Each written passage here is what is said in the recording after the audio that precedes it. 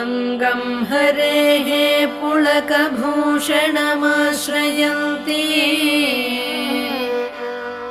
भृङ्गाङ्गनेव मुकुलाभरणं तमालम् अङ्गीकृताखिलविभूतिरपाङ्गलीला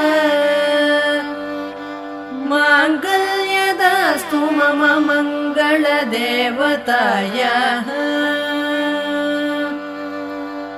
मुग्धा मुहुर्विदधति वदने मुरारेः प्रेमत्रपा प्रणिहितानि गतागतानि मालादृशोर्मधुकरीव महोत्पलेया